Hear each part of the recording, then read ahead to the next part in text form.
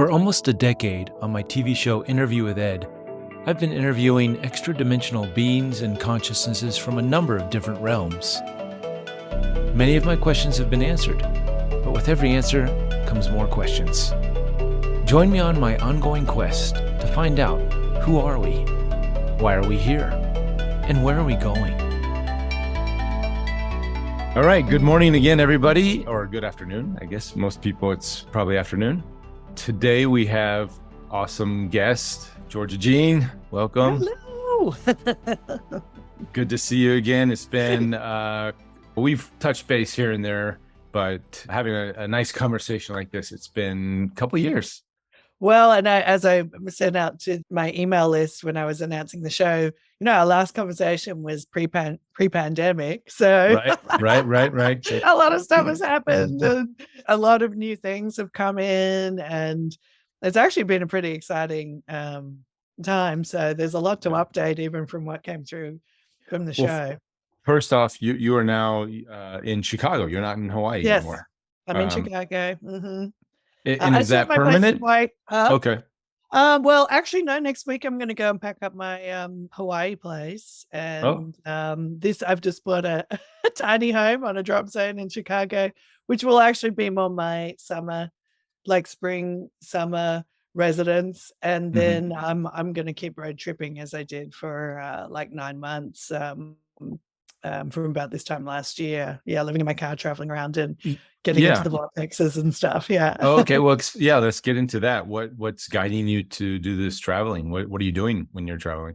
Well, that's really a great question because it very much feeds into the huge pieces that have been coming in through the circle work that we've been doing, and this concept of the heart blueprint, and that within all of our hearts, there is the blueprint for our greatest unfolding personally and for everybody. And a big piece of what we have been doing and guiding people is how to become fully anchored in the heart, really seated in the heart and out of the mind. And that's, once you're in the heart, really everything is easy. But getting into the heart is really the challenge. And so part of what I and please interrupt me if I'm rambling on about this, but this is probably one of the most important things that's going on right now. Is to really be able to discern when the heart is speaking and when the mind is speaking, and how to anchor into the heart. And then, so when you asked that question, I decided that I would really kind of live by this and listen to my heart where it was guiding. So I would do a less planned out experience.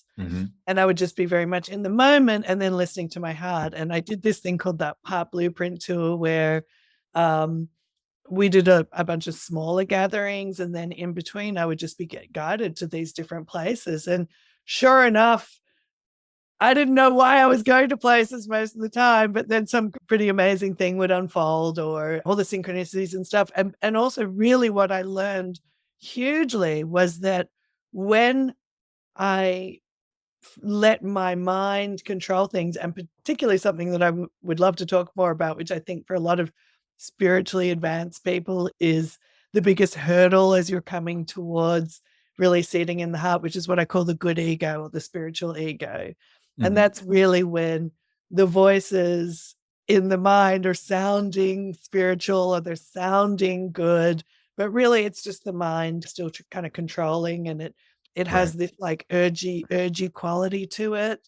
And so really I just experimented when I felt that urgy quality, when I pushed past that stiller voice, or when I was just feeling resistance, like something doesn't quite feel right here, but to be good, I'll do this, or I'll say yes to this. And it was always like a disaster. So right. So a lot of what I've been doing is really practicing for myself, and of course as a guide to other people, to really trust this process of listening to waiting for the still voice. So a couple of things happened. As most of you know, I'm an avid skydiver, and the drop zone in Hawaii stopped the fun jumping there. And that was, which is what I did. But I just took it as a sign. I was like, okay, I'm not going to resist that there is something, even though Hawaii is an amazing place and skydiving there is truly a beautiful experience and everything. I'm not going to resist that something is urging me to break what I call the beauty handcuffs. It's Hawaii is so beautiful, and it's like becomes almost like handcuffs to let it go. And to listen to this thing saying, come on, it's time to move on. And it's honestly been incredible. But I was also searching for where I should anchor a little bit more, or what does my new life look like if I let go of the other ways that my mind might have been controlling me, or different things that I'm like equivocating about might have been controlled me. So it was sort of a learning to follow the heart, to really open up to my best life and to confidently guide others to do it, because it really always is better. It's just always going to be better than anything your mind is coming up with. So, yeah. Well, you're definitely not alone. Lately, Z, who we had on last week, I've been doing this documentary on the Mitchell Hedges crystal skull and following Bill around. And I know others, another guy named Robert, who crystal grids areas. Many people they're getting this call to get out and go and do meditations at different ley line points. I don't even know what I'm doing half the time. Yeah. Right. I mean, and I've talked to many people who don't know what they're really doing, but once they get out and start doing it, they're realizing they're going to the universe, their guides, whoever are guiding them to go to these specific areas of the planet, and just being there. I think with many of us who who we are and what we do, just being in these certain areas are activating some energies. It's hard to put into words.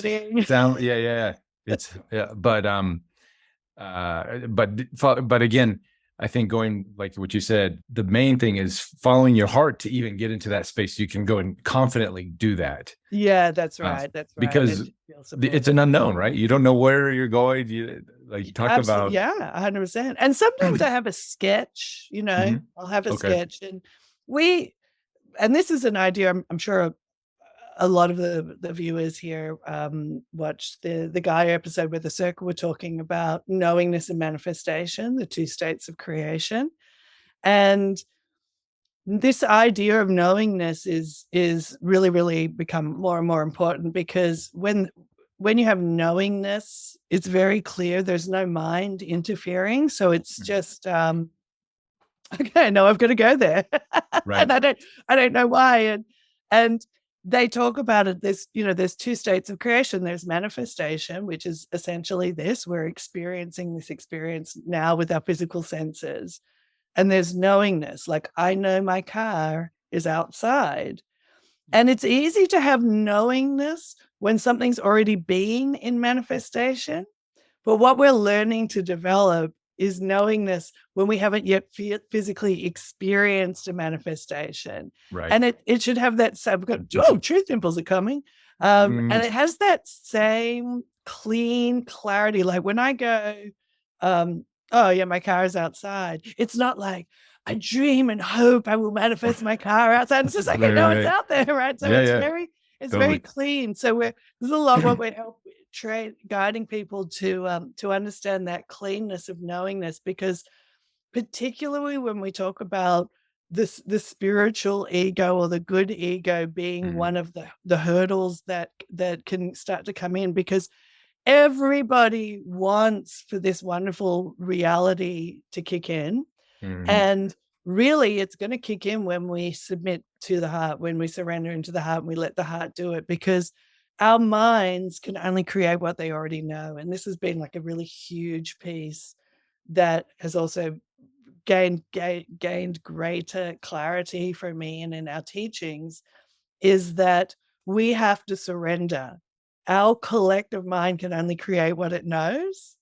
So we actually have to surrender to allow new consciousness to come in that can actually generate what we want. And that surrender happens through submission into the heart.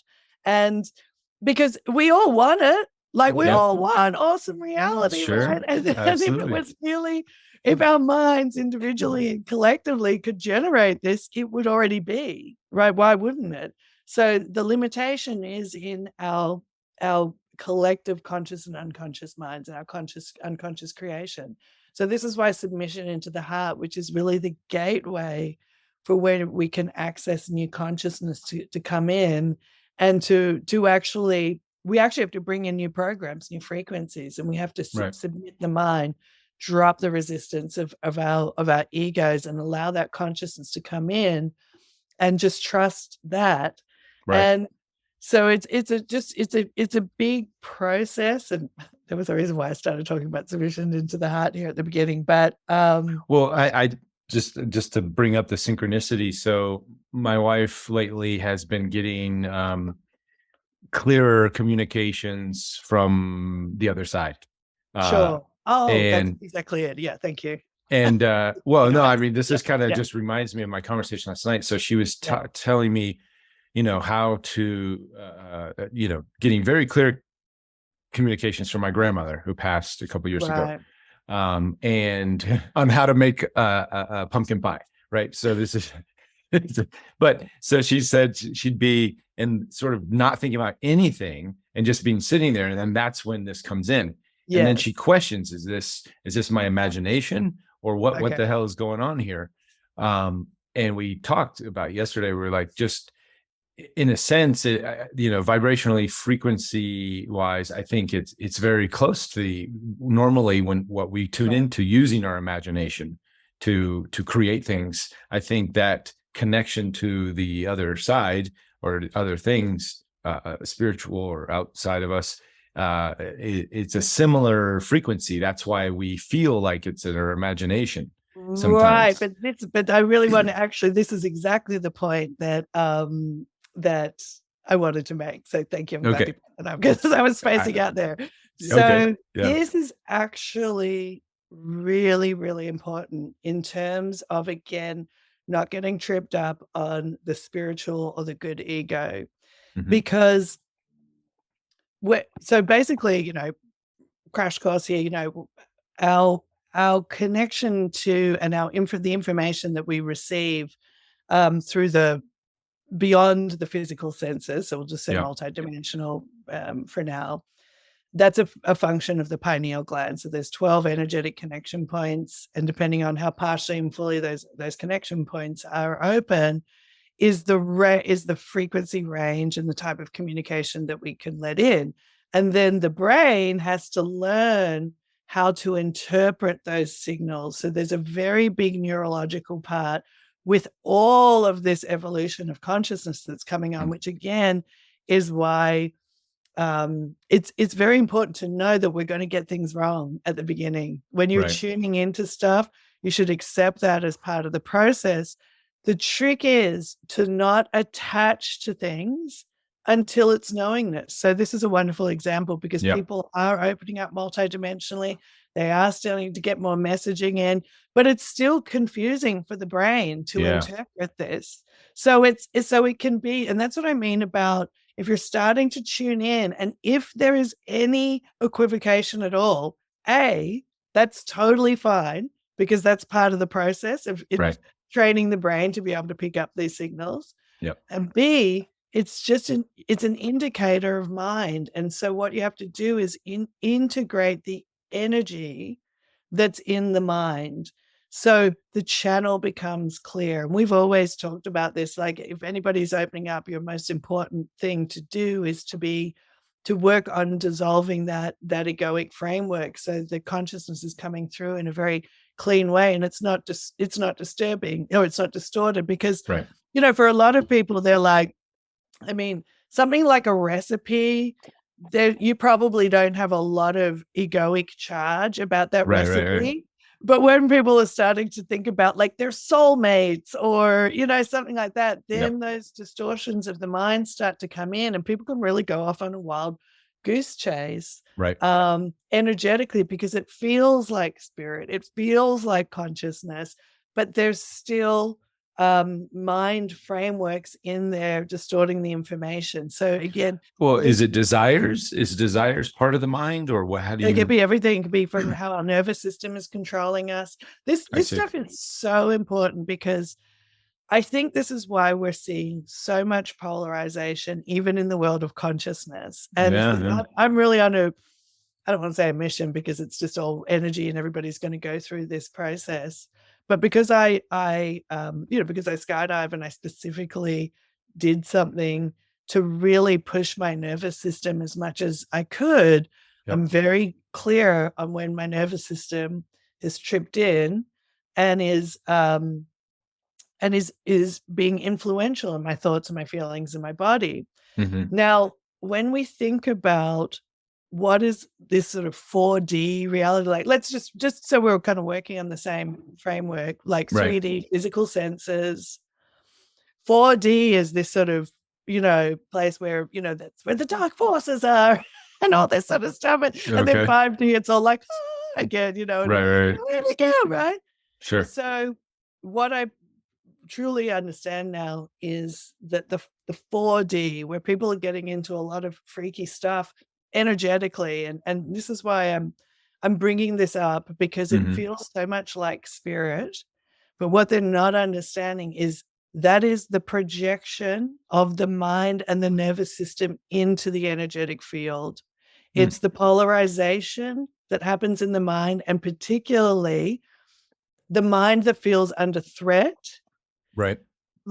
Our nervous system will naturally polarize things, good guys and bad guys, Right. That translates into, in the looser construct, to demons and angels. Now, it's all an illusion, and I've actually had to work really hard with people who've gotten very far down, because they are powerful manifestors. They've manifested a lot of super freaky stuff for themselves in that realm, that it's quite difficult for them to come a step back and still understand that it was their creation, and to like step my back. like our Monsanto conversation. Yeah, it's Monsanto in the 4D, and this is and listen, everybody's going to face that illusion and probably transcend it if they don't really want to hear, or they're not ready to hear what I'm sharing about this. But I'm here to support people getting to that 5D faster. And that is why it's submission into the heart, because the heart doesn't have the polarizing. It doesn't have the nervous system. It doesn't have the egoic distortions. And actually, you can do a lot less healing work, because another way that the mind is happy to distract us is to keep throwing more and more healing things and things for us to work on and all that stuff.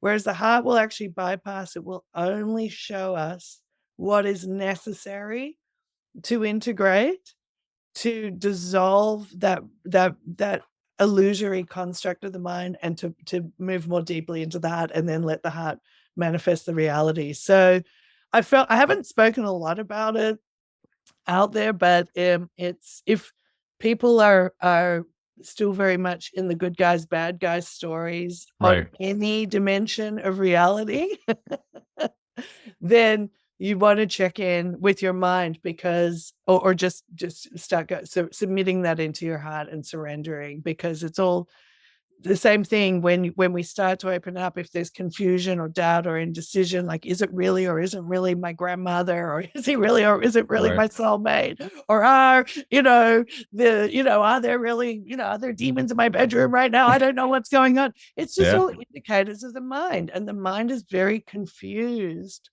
by the shift in consciousness. So a lot of what it's doing is trying to fill in the space. It's trying to, the mind is very uncomfortable with the unknowingness.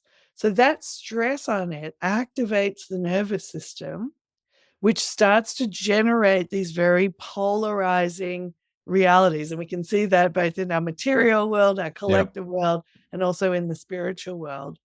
So what we have to do is we have to step back, we have to surrender, and we have to stop trying to fill in the future of this evolutionary process. Because if we knew how to create it, it would already be It would already be. So when you catch the storytelling, the polarization, the confusion, doubt, indecision, just come back to your heart. And of course, we use the love and acceptance to do all the integrative work to dissolve the energy that's actually still in the mind delusion that's making it so attractive to people.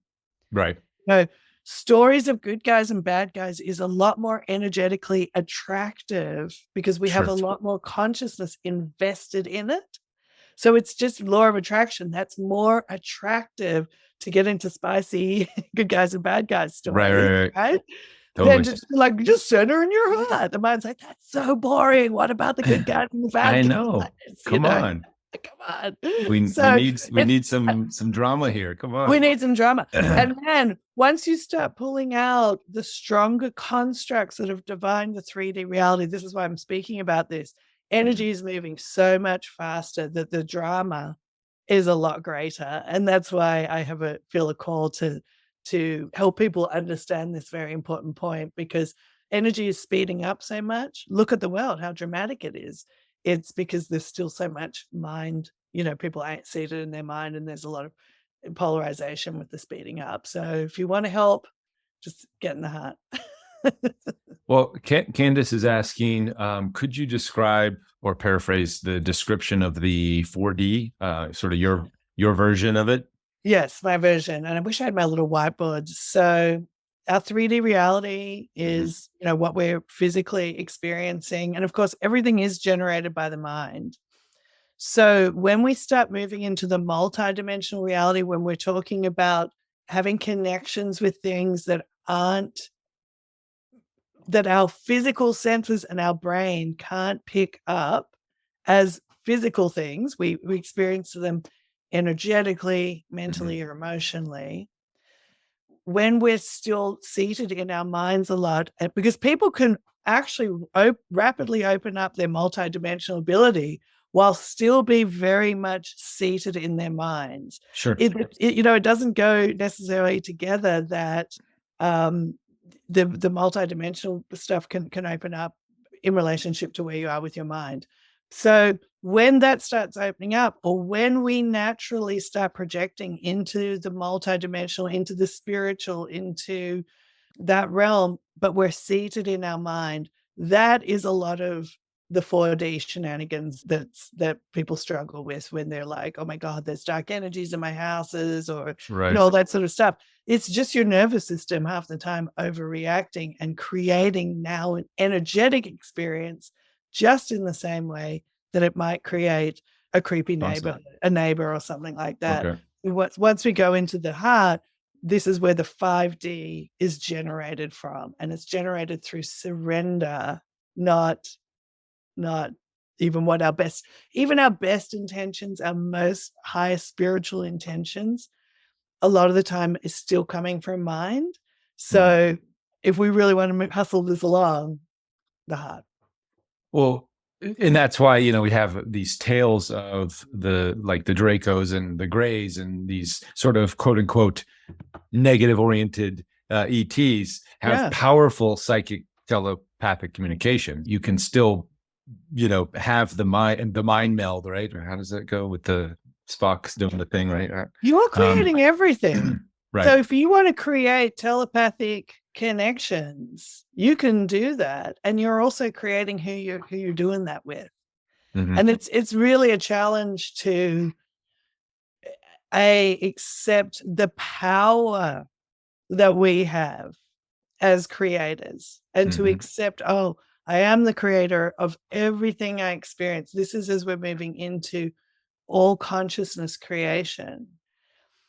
It's really, our nervous system doesn't know how to deal with that. So as a major threshold to stepping into that union with the all consciousness, the oneness, it can create a lot of boogeymen, and it can create them with your psychic telepathic abilities, because it's the same thing. It's just your brain is generating this. There's nothing you experience that your brain isn't giving you. And I think this is also a real shock, or a real, not a shock, I don't know what to say.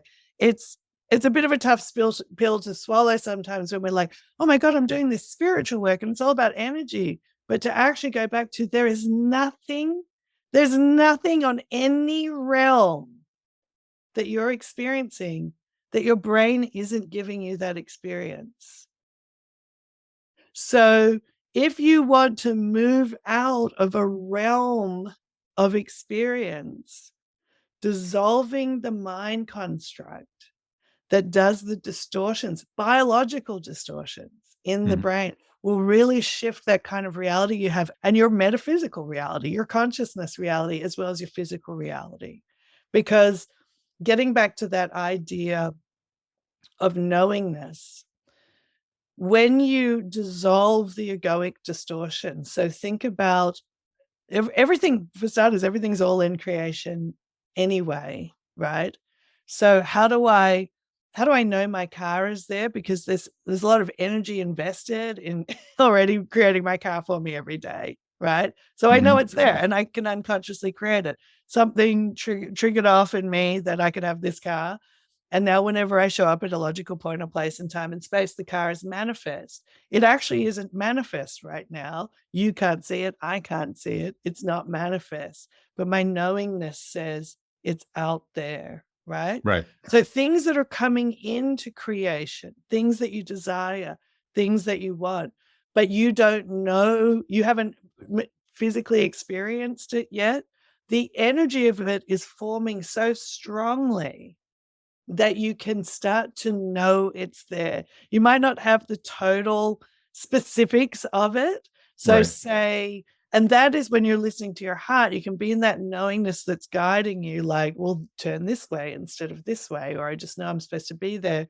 And then 3 months down the track, you kind of find out why you were supposed to be there then in some kind of sequential thing. So the discernment about being so aware of when you're in mind and then doing the tools to dissolve the mind will get you seated in the knowingness that leads to the manifestation of the heart blueprint experience, which is always going to be better than anything your mind could come up for. And not just better for you, better for everybody, because the heart generates in ways that's not limited by the linearity of the mind. You're tapping more into that universal consciousness as opposed to the individual egoic consciousness, right? That's right. Because when you're in the heart and you're in union, so our singular egoic identity, and particularly because we have the survival mind construct, which is part of our biology and something that we're transcending now, it says me versus you. You know, if it's good for me or if it's good for my tribe, you know, you guys are going to suffer for my tribe, right? And so we have that illusion of separation. So when we're aware that we're doing that, even through our natural desires to polarize good guys and bad guys, and I'm not saying this is easy. I've had to work very hard to practice on the areas where my mind wants to polarize. It wants to go good guys and bad guys, or this, that, and the other, and to do the submission work. Because when I've submitted, I have seen the miracles of the heart really work the way it works for everybody. And it is a challenge for us to release our defensive survival programming that was designed to, quote unquote, keep us safe, and to submit to the heart and to go into the union. Everything is me. Everything is me. When I'm in my heart, everything is working with me and for me as I am for everybody. In skydiving, it's very easy. There are people literally who could kill me when I'm skydiving. And I've one of my kind of thresholds I had to cross was really facing that illusion in the skydiving world, and then choosing to not go into the separation and the polarity and the, you know, I'll still do it as a person, but I learned a huge lesson. Then amazing things happen after that. Yeah, we have that in the stunt community as well. That, you know, there's always somebody trying to get your job, you know, if you're depending where you're at. And it less now than before. Before, when I first got into it, I was blown away at the people that were trying to sabotage or literally get people hurt so they can get into that position.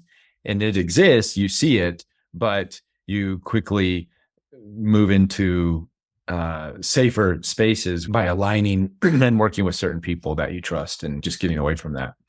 And this is really inviting an idea that if I'm really seated in the heart, you kind of stop generating those bad guys, That probably still exists. I just probably moved into working with people that just are full of passion and compassion for each other. And I just stopped working with other people that are buying into those stories.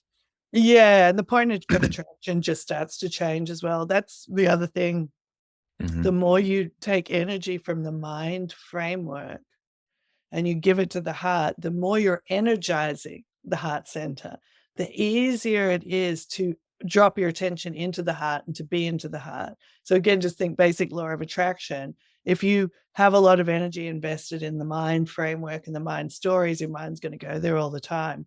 But this practice, you kind of got to be a bit willful about it at first and be like, no, go on. But every time you pull and harvest energy from the mind framework, you're energizing the heart to create. And it's easier and easier. It's so easy for me to drop in the heart now and to have discernment. And really, we should be in it all of the time. But so much less chatter anyway in the and less struggle, right? Your life just becomes more of like you're just riding a wave or something. As opposed to even honestly, when there is a big thing that comes up, the other thing that we learn is it's all just energy. So it's actually an opportunity for me to harvest energy from whatever that big dynamic charged experience is and give it to the heart. And it's harvesting time, just harvesting time. Interesting. Yeah. So that because that was another big part of our interview that I've taken and used all the time is you talked about frequency first. So recognizing the frequency, what was the FAST or what was the acronym you had? FAN? Oh, FAN, frequency activate now. That one's a little bit different. Yeah. A little different, but I just remember the frequency part. So recognizing the frequency of that situation or the charge of my energy in that, why is this charging? Why am I getting all excited about this specific topic or this issue or, the economic collapse of fiat currencies? Why does that charge me up so? Why do I get so excited? But then recognizing that, and then I think for me has been key since that interview, and recognizing where the charge is, and then sort of exploring that. And why is my ego or what aspects of me are so or what's attached to the story.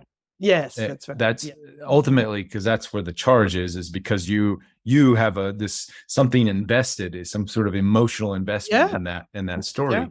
So just identifying that and not necessarily saying that's having the charge is right or wrong, but just recognizing that there's energy there. What part of me is that a good thing or a bad thing? You can start breaking it down to recognize what aspects of yourself are engaged or committed or attached to that story. The whole Monsanto thing was a great example. What if Monsanto continues to do their which, by the way, it's amazing, all the awareness since that interview has come around Monsanto and the lawsuits and all the but this charge, and I'm still charged on it, right? I'm excited. There's lawsuits. What's going on here?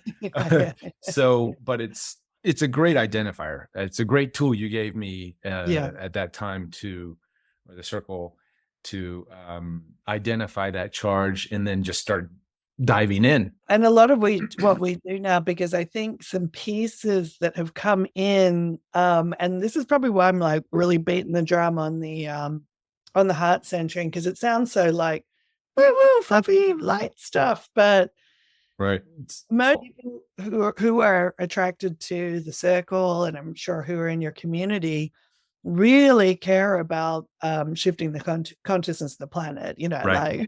They're not so much the where's my Lamborghini crowd, Sure. They really want to shift this global consciousness. And there is a level of energy you access through the heart.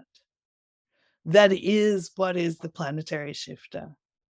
And we've been talking about this as the master consciousness. I don't think we were talking about it quite in this language when we talked before.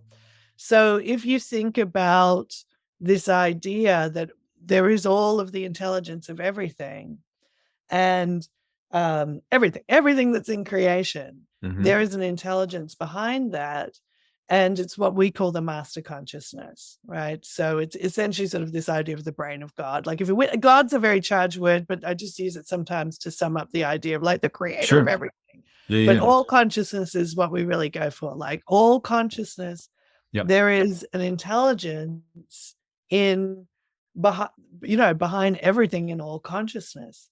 And that intelligence is so powerful when you think of that, instead of like, oh, it's up to me, I've got to nut this one out, like, how am I going to change, the economic oppression of humanity or whatever it is. Right.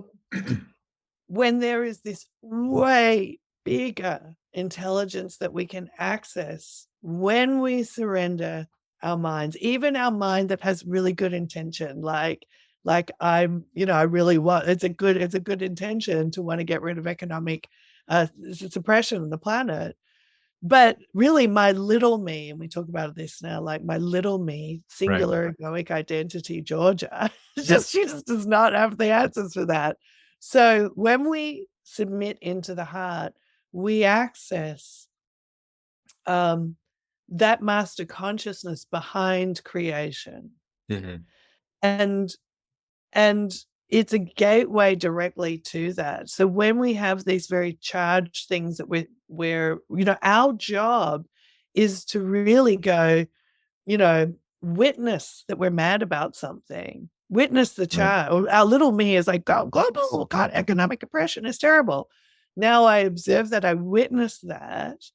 And instead of me railing against a specific character or, like Jeff Bezos, I was thinking about Jeff Bezos this morning, like how much money does the guy need, right? But instead of me staying obsessed on one particular bad guy, which again is the mind wanting to keep us in the stories and in this limitation, instead we step back and we look at what we call the themes, because the themes connect a lot of storylines in humanity we don't like. If I just focus on Jeff Bezos, I'm missing everything that's going down all over the planet, basically, that isn't specifically about who's buying what in Amazon, although that is whatever. But when we take all of that energy that we've identified, witnessed the charge for, and find that theme, which could just be unfairness. There's a template. I was actually working this morning going into my templates, and I hit this concept of unfairness. Like collectively, our egoic framework just generates unfairness. Now, consciousness does not have to obey that framework, but as humanity, we just go, well, life is just unfair. It's one of these things like the grids of creation where we go, well, it's just part of life. But consciousness actually doesn't have to obey that. But I, Georgia, little me, cannot take down the framework of unfairness and every storyline that it creates throughout the history of humanity. Sure. So instead, I see the theme and I take it into the heart and I surrender it to this broader consciousness. And I go, okay, well, I can't fix it, change, heal, do all of that. So I'm surrendering this to the bigger part of me that does, this master consciousness. And I surrender into that process. And it sounds woo-woo, but I've also actually been able to see how the heart mechanism operates. And if you saw it, you would just be like, oh, this is, When you say see it, did you like physically see stuff? And I went on a journey and I saw it, but I just experienced, I asked to see it. And what I saw, how it operates, it's just, I was just like, oh, okay. All right. It was just enough. Sometimes when we're building up to something in our work, a concept that's coming in, and I need to have a stronger visceral kind of experience of what that is. I did do a little bit of mushrooms for that one, but I just saw it and I went into the state and I just said, show me how the heart operates. And I was like, oh, okay, well, I'm just going to shut up from now on. Interesting. Because it's so powerful. Where's your whiteboard? Let's see diagrams, please. I mean, and this is, again, when we get, this sort of this idea of the 4D, or what we even imagine, conscious, in my channeling work, I channel a huge range of consciousnesses, and our minds want them to be personified, because in the egoic framework, we experience each other as people. We experience each other as personified characters. So as we're reaching outside of the ego framework, we still want to see those characters. I have specifically been like, I want to see the circle of light, and then that's not what's happening. Consciousness doesn't look like that at all beyond the egoic framework. So it's another way to be mindful. Am I personifying an energy that's outside of my usual realm of understanding something that I communicate with, because it feels more comfortable to see them as this sort of a being, or that kind of a being. You mean God's not an old man with a beard and floating in the sky somewhere? Oh, of course he is. I mean, come on. Yeah. And he is a he, right? And he's totally a he, 100%. Yeah. No. Yeah. Right. So, but yeah, so the heart is just like the gateway to surrender. We literally have to accept we don't know where we're going. If we can just all accept, we don't know what the shift is. We don't know where it's taking us. We don't know the outcomes. Anything that we imagine it is to be, some of it might be right. Some of the knowingness might be there. Some of it's building. But our mind is just desperately trying to fill in the space. So this is why the practice of surrender allows the intelligence to actually come in, rather than us being like, well, I'm Georgia Jean. I've been channeling for 20 years. I know exactly what's going on. No, everything that this journey has taught me is I do not know, because if I did, it would be manifest. So, well, the stories are fun though. The stories are super fun. And I guess it's, for me, it's having the balance. It's because the stories help propel, and we were talking about this in past calls, the whole, like, the hybridization story from the Zetas and all of these different civilizations, and the Zetas went into the artificial reality so much they lost their ability to procreate, so they created these clones, and then they were unable, then they kept degrading, and eventually they needed human DNA so they could continue their species. And that you have all these amazing, awesome sci-fi storylines within the UFO community, right? Sure. So and they're fun. They're a lot of fun. And I like to use the stories as and the metaphors to propel us in a specific direction of what to do and what not to do in your daily life. Like, that clearly didn't work because of this, right? So you have the storyline that sort of, we have the Bible stories and all these other things too. That say, if you want to walk the right path, don't do this, and look at these mistakes that these people made because of this. And so it's fun to sort of listen to the stories, to find your path, to use the stories to help find the path that resonates with you, so you can kind of go in that direction. But at the same time, ultimately, going back to, I think, your philosophy of being in the heart and not getting too carried away with the stories, but the stories are fun. So I think it's like this balance between the story, for me anyways. I go into the storylines, and I think we're always going to be in a kind of a story. So our work is because so much of our work is to help people, to help people to either, we've done a lot of one-on-one work and a lot of client-based work. So the stuff that I'm talking about it sounds very, broad, but when you've worked with a lot of really chronically struggling and suffering people, you kind of go deeper into consciousness to discover what is still creating this suffering in this person's life. Right. And at the end of the day, it's always the same thing, which is the mind. Yeah. So I feel like we're really here to, because this is a story right now, but there's no struggle here. Right. So when we talk about surrendering, because we have a catchphrase like, don't believe the illusion until you like it, Yeah. So if being in a story is because you are in a story, you are in a manifestation and you like it, yay, like there's no charge of disparity there. But if that story reel is taking you into places of despair, and this is what I see a lot with when I'm talking about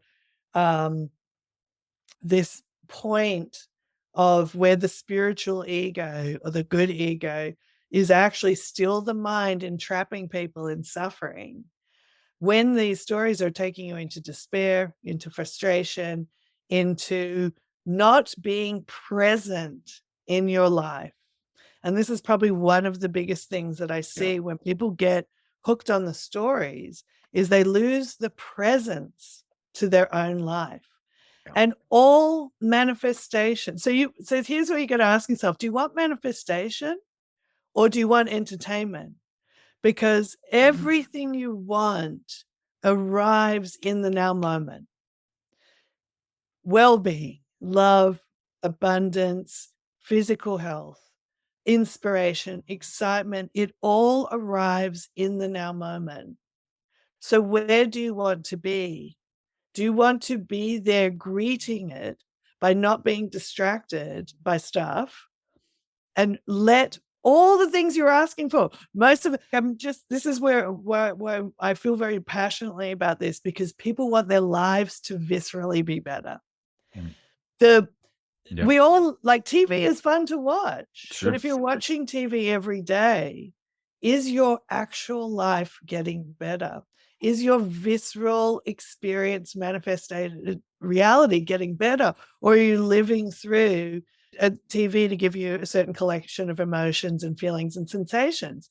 And this is why we are pretty vigilant on, is the mind creating what we call shiny toys of distraction to keep us out of the power of the truth of who we are and out of the now moment, receiving the things that we want to receive. So I do believe that all the stories show us the themes. They all show us charge. They all show us, like, one of the big templates that I've done a lot of work on healing the planetary templates is the theme of war. And it kept coming back to me. Like, for years, I just used to love to watch war movies. I felt a lot of charge of just, I would want to watch war movies. And then when I started skydiving, I met, and I'm like a, hippie chickie, whatever. And then I met a lot of veterans skydiving, and I jump with a lot of military people, and it's just interesting that it feels like a polarity to who I am, but that kept showing up. And I did a ton of healing on the war template. So there was a point of attraction for me to engage with that story energetically, so I could help to purify the energy out of that theme. And now I will, because I've done a lot of healing work on that theme. A lot of the times veterans will be attracted to me, and I don't need to talk to them about necessarily specifically healing PTSD, but I trust that there is a healing presence in my beingness, in the energy that I've worked with, because I've done a lot of deep planetary template purification work on that. And that is a story that attracted my mind, and it still can come up. There's still like some charge there. So I'm like, that's one of my pieces of the planetary puzzle to heal. It's nothing that I would have gone out seeking as a concept. And I think everybody who is attracted to stories, there's a piece of that charge that's their piece to help integrate for the planet, to actually it isn't so much to perpetuate the story. It's to pull the energy out of the story and purify it so we can give it to the heart and create new reality from that. So it's what I'm speaking about is really when you feel a strong attraction to a story. If you have a strong witness and you can actually find the theme, even if you're still into the story, even if you're like, yes, there's a lot of people opening up multidimensionally. There are a lot of people with galactic consciousness that has evolved in other dimensional realms. That is what we are anchoring here. But our mind is still trying to put it all into a framework that it understands, which could be distracting us from being able to actually just be with the consciousness of those galactic multidimensional frequencies that we are seeding here to evolve the collective experience into a different dimensional experience. So if you're drawn to a story, I'm saying be discerning and get the energy from it, because that's probably your piece of the planetary healing pie. If you give it and surrender to your the master conscious, whatever you want to call it, like this broader intelligence, this stuff about the zetas, when you think of that idea of what was it that they artificially lost their way to reproduce because they went too far down the artificial path of genetically modifying themselves, and it sounds a lot like Monsanto in the galactic world. Yeah, exactly, totally. Yeah, it's if you follow that stream, then you follow that stream. So that's why I would say there's probably a similar theme here, which for you is there's a point of attraction because there's a theme about what is it like, and we talk a lot about stepping out and witnessing it like a play, because that really helps for you to find the themes. So if you step outside and watch that play, which is essentially what we're doing when any story, we're watching the TV of our minds, but we get into it, we get into the TV and we're like, we've got to fight this thing. When we step out, just the same, like when we were in high school and you would write like a book report, what is the theme of that for you? What is the theme of that for you, Reuben? The theme is you watch it like a play. Yeah. Well, I think it's the theme, and we talked about this last week, even this idea of organic versus inorganic. And this artificial, we talked about artificial intelligence, and this idea of going too far down the artificial path of evolution, where you lose your connection to the all that there is. And so the thing is, you can't. I know. Yeah, I know. That's I know the thing, because everything is everything. Yeah. You know, and I sense that some of these, when we start to generate something that looks frightening in this sense, it's part of our mind saying, don't cross the threshold of consciousness, because otherwise everything's going to get really terrible, really terrible. Yeah. And I think that's the theme of that story, in a sense. And that's the theme of that story. Yeah. But when we see it in the allness, everything is working with me and for me. In the heart center, all of these things, it can work together for us. Yeah. You know, there isn't that oppositional energy. And this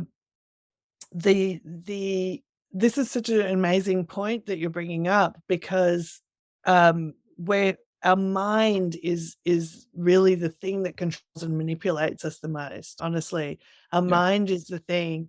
Where there is the challenge is because we are hybridizing energy right now. We're taking intelligence that has evolved elsewhere, and like hybriding flowers, you don't get a new rose without bringing two roses together. Yeah, it's at that point where our mind, our biological system is like, what is all this? This is a lot of what ascension symptoms are. All of these problems people have with this awakening process is the human physical biology is going, what is all this other consciousness? I don't recognize it, which triggers off the nervous system saying it must be bad, it must be evil, it's incoming energy I don't recognize, like a marauding tribe. So let's generate in the minds of the people who are experiencing this energy coming in the worst case scenarios that, you know, hell's going to go into a cosmic handbasket soon. And that is what's keeping us from really transcending the threshold of our own human consciousness, because what is manifest right now is what is manifest. And if you want to stop the boogeyman, being very discerning about, is it manifestation or is it knowingness? Then you have that clarity where you're not having that mind distorting things anymore, whether it's the mind coming from the nervous system, from collective programming, from the biological mind, which would include something like the illusion of decay and entropy in the body. We also don't have to obey that. Consciousness doesn't have to obey that either. So the heart, when we submit to the heart, and I think part of the thing why there's a lot of that sort of let's just call it the fear layer moving into the multidimensional, is because again our mind is doesn't really know what's going on, and so there's a lot that it's sort of saying, hey, you know, stay away from this. But when we submit to the heart, remember, we're taking that creative process out of the hands of our limited mind, and we're giving it to this consciousness that is already working in harmony with everything. So, and that unified with grounding with the earth, because people also like to think that, and this is a little bit, maybe a little bit of a shockwave too, but this is stuff that, by the way, everything I'm saying here isn't from me, it's from the channeling. And I just try and summarize like basically information that's come in the last 2 years. It's not, these aren't my theories, this is the teachings of the circle, that even the earth consciousness, of course, we all love nature, and I love nature, and I'm huge with connecting with the earth. But this is something that's also important to understand, that nothing becomes physically manifest on earth without the earth consciousness participating on that. And that includes natural and unnatural. Yeah. So when we're seated in the heart, we're able to access that much bigger power of that master consciousness and something that we call the codes of creation from Earth itself. The Earth has the codes of everything that is generated here, anything that can survive. It's an intelligence itself. So this is another reason why anchoring in the heart gives you the access to this hugely powerful resource to bring forward physical manifestation, connected with that intelligence that's coming from outside of our egoic framework that can bring us into the next level of manifestation. And when we sit, when our minds get involved, sitting at this threshold of what's good and what's bad, what's right and what's wrong, we're actually stopping that process from happening. And the heart, what we call is in the heart blueprint, from generating. And it's just we really want this, you know, we want, you know, the heart blueprint is awesome. It really is awesome. So, yeah, I mean, that's just really the perspective that I have from why we have all the storylines and frameworks and almost like conflict in our collective spiritual life right now, because there's just, the mind it doesn't want to let go of control. Totally. Well, can we bring in the circle and Sure. get some questions from the audience here, and then also maybe before that, does anybody have any questions for Georgia herself? We could always do it at the end, but maybe just before we go fully, I think once we go into Circle Land, it'll probably take us right up to the timeline or time that we have allocated here. So if anybody has their hands up, want to ask, okay. Anna Perina has her hand up. Go ahead. Hi, guys. Hey there. Hello. So I loved what you were saying about, I have so many questions here, but I'm going to ask one. What do you do to, and I'm sure there's probably a big, long answer to this. So if there is, no problem, you can give me the cliff notes, but what is it that you do to stay in that heart or brain and heart coherence? I use a lot of Joe Dispenza's processes, and yet I love the key that you said with the mind, because I've just been noticing the more that I get really consistent with doing that brain and heart coherence process, the more my mind comes up with so many conflicts for me to like organize. And it's like I just totally got the aha when you were saying I'm all.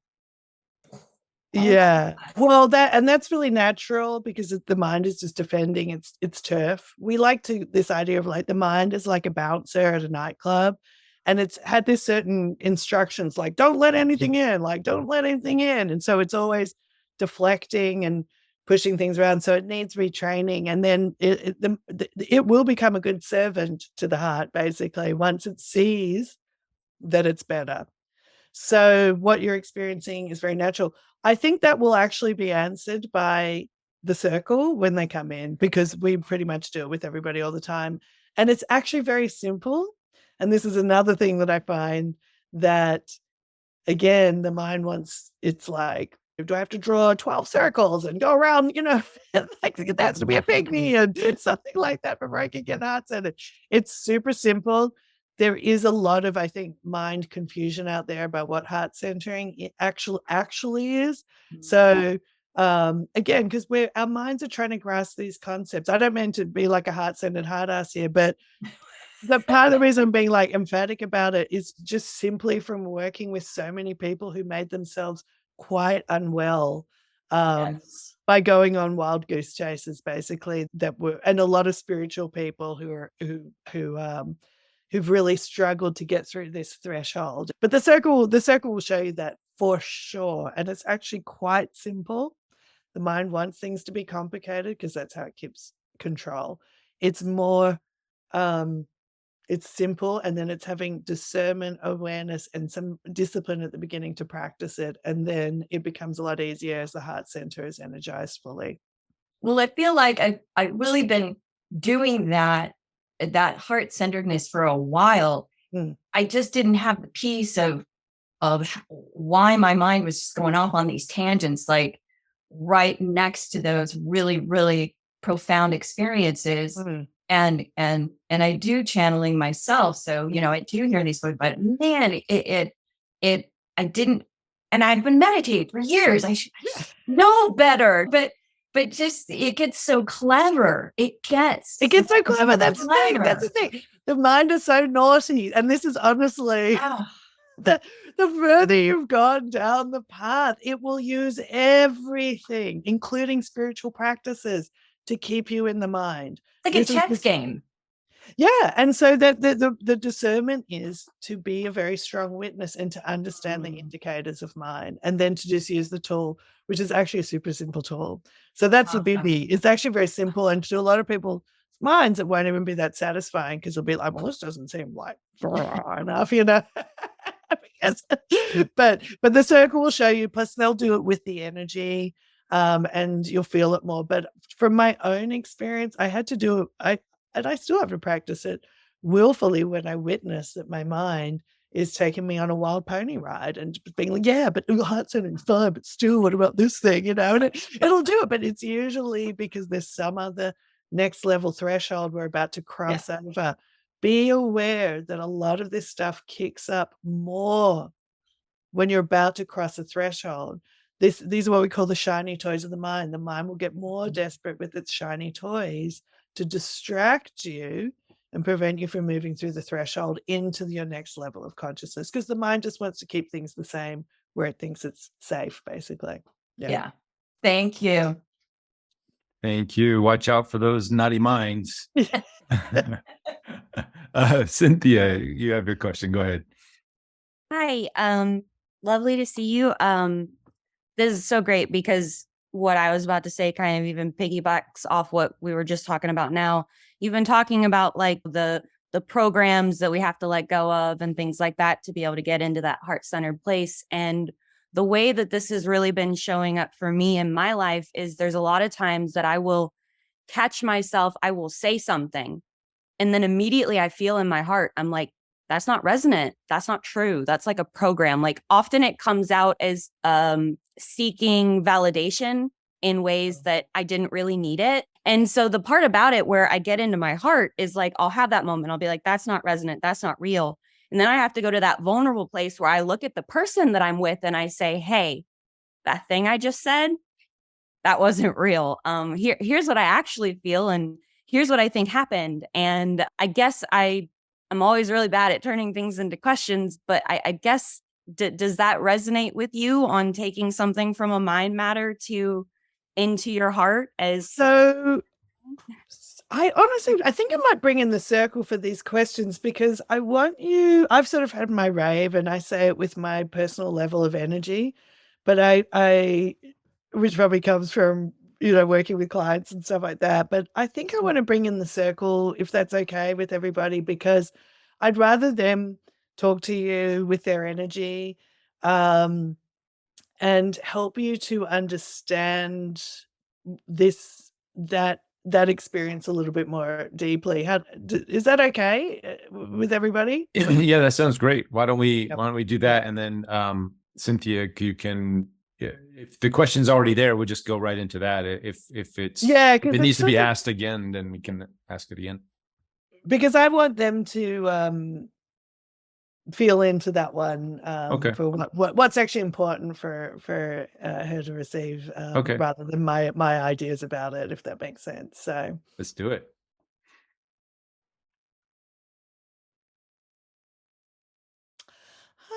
Yes, indeed, dear ones, we are here, and we are most delighted to make connection with you here on another magnificent day in your earth plane. It's always a great delight for us to come forward in this way, and we're truly here to be of service and to illuminate this pathway for you, dear ones. And we want to just sort of bring some, one moment here,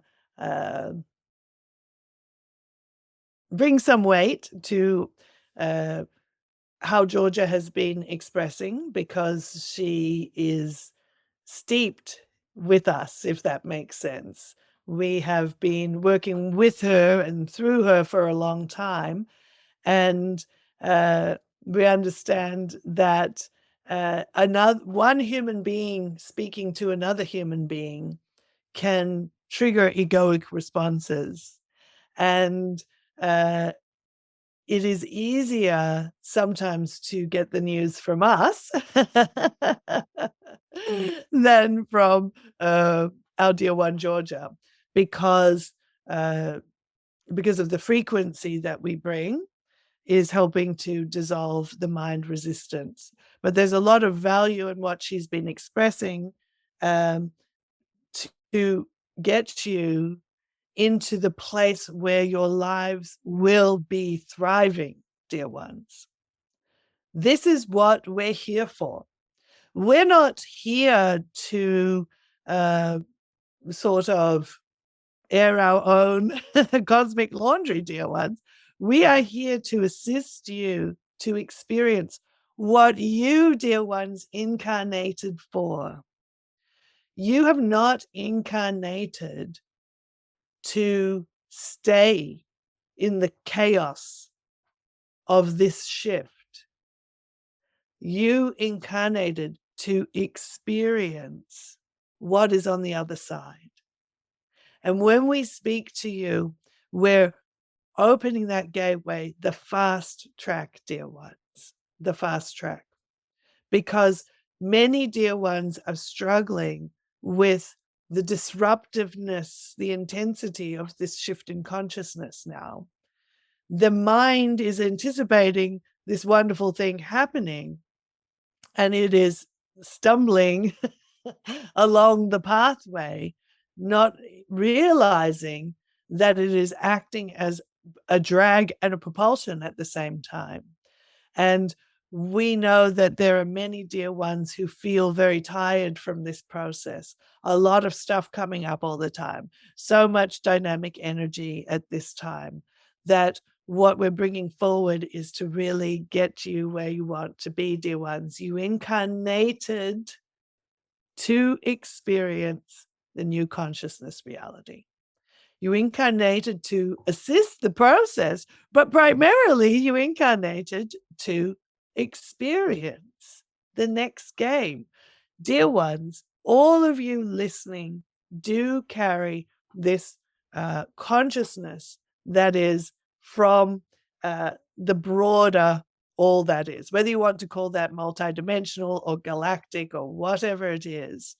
You are hybrid energies here seating new intelligence on this earth. So the frequency of this new intelligence can generate a new viscerally experienced reality. Frequency first, manifestation second.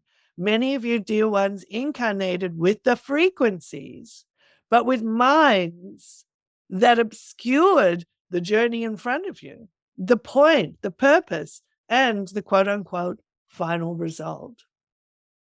There's no such thing as a final result. But in terms of the concept of the shift, dear ones, you are the frequencies. And there is more of your consciousness that is actively trying to incarnate, to come into embodiment here. You are here to fully, physically embody the consciousness shifting intelligence that you actually are. That is your well, we want to be careful here. We don't want to use absolute words. That is a powerful intention many of you have. And so it is easy to be confused about what this process is. Is it getting out of your body to go somewhere else? Is it something somebody else is arriving to show you something? No, dear ones, you are it. You are the consciousness, and you are gateways for the intelligence that you're calling in to embody. Once this intelligence is embodied, it brings forth the physical shifts in manifestation creation that you are collectively inviting. So we really wanted to get that up front for you, dear ones, so you have a picture of why a primary focus for you, dear ones, is to surrender that desire to make this a mind game, because you're here to open up and receive yourself and then receive the creation that your heart is making for you. So let us start with dear one's question. How do you get seated in the heart? And then we will show you, dear one number 2, how to deal with the roller coaster of different voices in the head. Because one minute you may be saying, oh, this is my truth. The next minute, the mind is saying, well, this is my truth. Then you say something and then something else happens. And what you're really doing is you're trying to control the matrix while it's in flux. We want to give you what will bring the stillness. So what you desire is arriving, who you are is truly arriving into this reality. It's about dissolving the mind. Witness the mind, dissolve the mind. All right, dear ones? So what is heart centering? There will even be many ideas out there. Oh, when I'm seated in the heart, I automatically must feel joy and unicorns are popping out of my chest and there's bedazzling in the sky.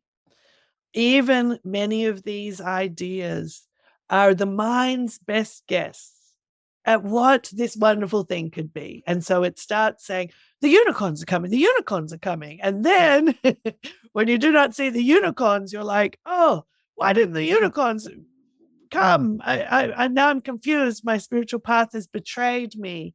God has betrayed me. All of these things. This is what keeps the roller coaster going, the swinging. Am I this person or this person? Do I mean this? Do I feel this? Do I feel this or that? And it's all mind, dear ones. If you're analyzing, if you're trying to figure it out, if you're trying to control a situation within yourself or externally, you're still in mind. And you can't get out of the mind by trying to control it with the mind. Do you see, dear ones?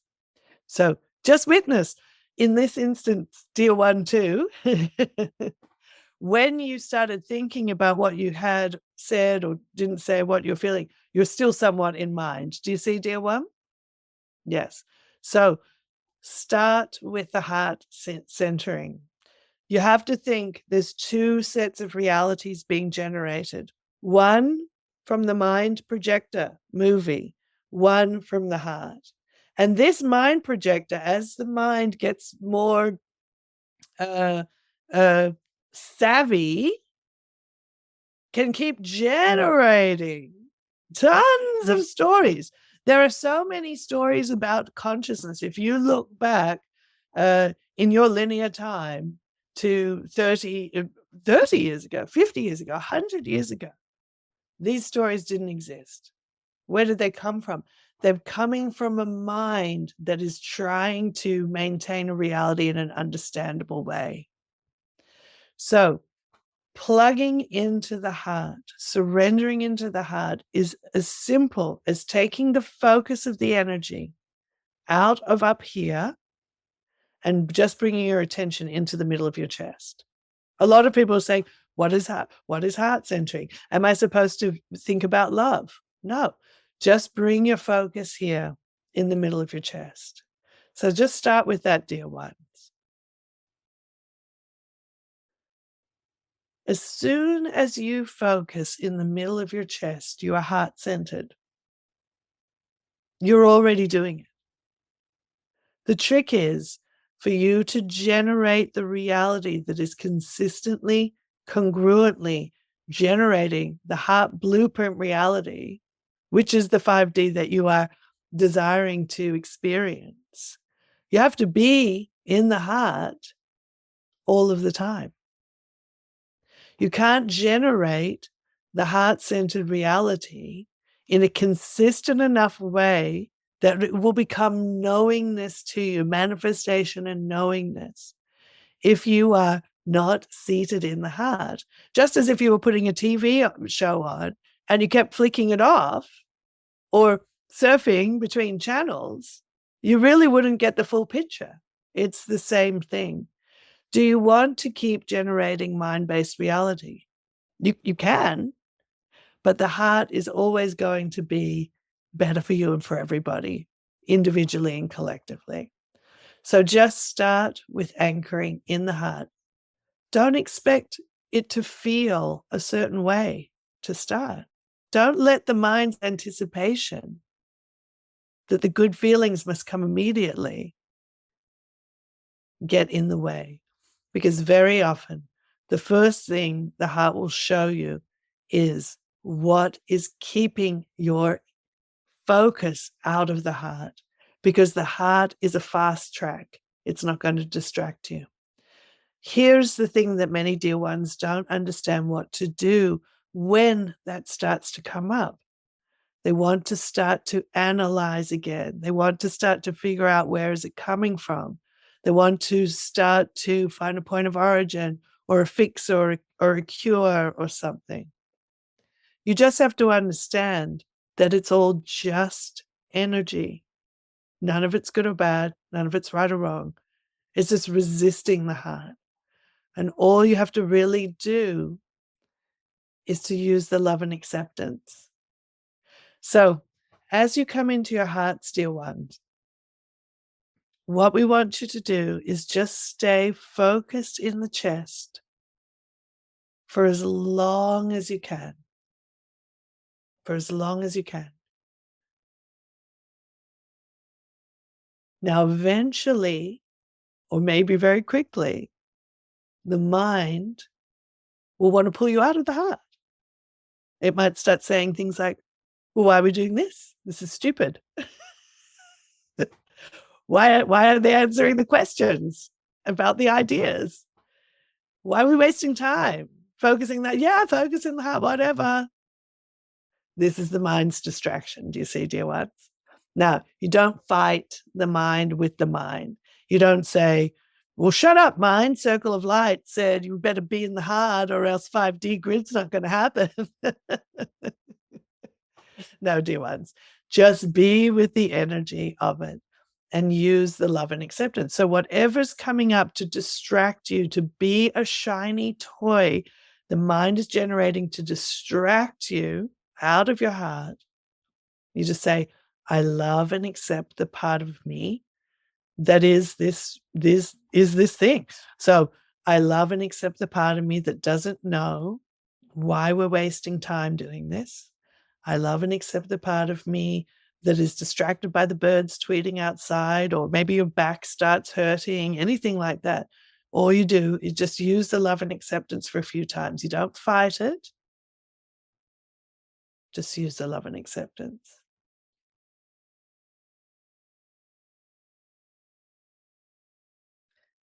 And do a couple of rounds of that, dear ones.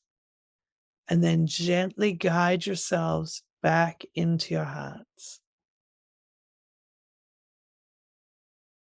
And again, just stay there for as long as you can until the mind starts distracting, and then use the love and acceptance. Every time, and this is the power, again, the mind will say, well, that doesn't sound very cool. Every time you use the love and acceptance, you are harvesting energy from the mind matrix, and you are giving it to the heart to energize the heart center. That is the power. The more energy you've given to your heart, as Georgia was saying, the more magnetically attracted it will be. It will become easier and easier to anchor in the heart. The heart has the plan, dear ones. It has the map. It has the map of the shift. It has the map of your life. It has your best unfolding. And this heart blueprint wasn't something that was foisted upon you, dear ones. The mind may say, well, it doesn't sound like I'm in control of the show if this heart blueprint's got everything. You created your heart blueprints, dear ones, and knew that your journey would be to come to the joy that you know that you are. You would first learn the foible of the mind, the pain of the mind, the disappointment of the mind. So you would surrender into the heart and come into this submission, because you already deserve what the heart has for you, dear ones. Another thing the mind will say, well, I need to do more work on myself before I can have joy. No, dear ones, that's the mind's idea of what it is. Somebody who has never done an ounce of spiritual personal development, if they are seated in their heart, can experience the joy of the heart. It's not exclusive. You do not have to earn it. It is not punitive. If you are experiencing those things, the mind is still in play. Do you see, dear ones? So, coming into the heart again, dear ones, and we'll spend a little bit of time with this, because even though you may have other pressing questions, again, most of you are seeking information, tools, understanding, because there is some pain or resistance that you want to lift. Once you're seated fully in the heart, these things, the heart's not generating that for you, dear ones. It may show you first. So sometimes when you anchor in the heart, there can be an amplification in the stories, in a quote unquote negative story, because the heart will show you, there's a part of you that believes that you still deserve suffering. All you do when you see it is you love and accept the part of you that's doing that, and you bring it to the heart. Do you see how simple this is, dear ones? Yes. So let's go a little deeper with this. Come into the hearts. And stay there for as long as you can. And just for your mind, so it understands, as we're doing this with you, we are energizing your heart centers. So something is happening.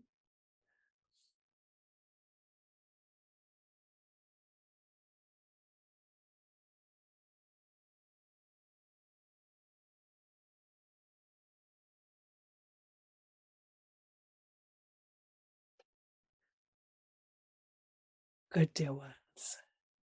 Now, it's very threatening to the nervous system to let go of control. So the other thing that you really want to understand, and this is why, again, we emphasize the heart creation is always going to be better, is for you to understand that it is safe for you to anchor in the heart.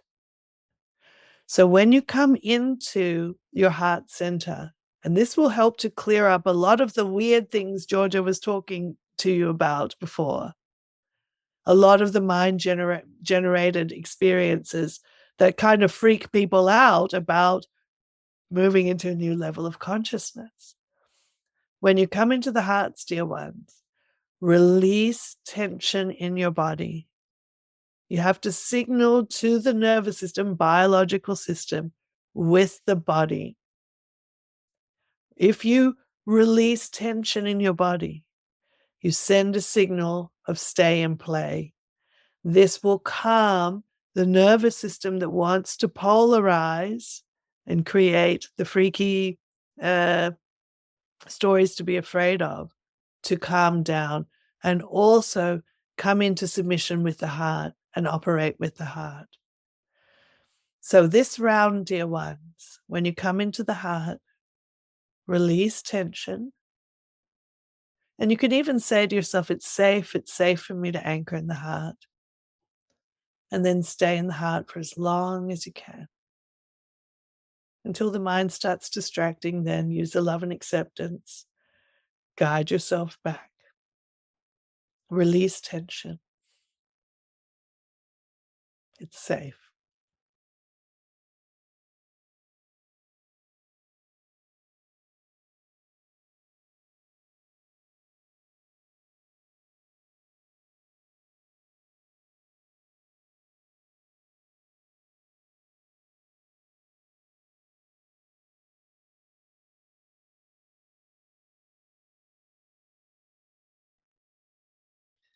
And soften the body, relax, dear ones. The softened body drops the egoic line.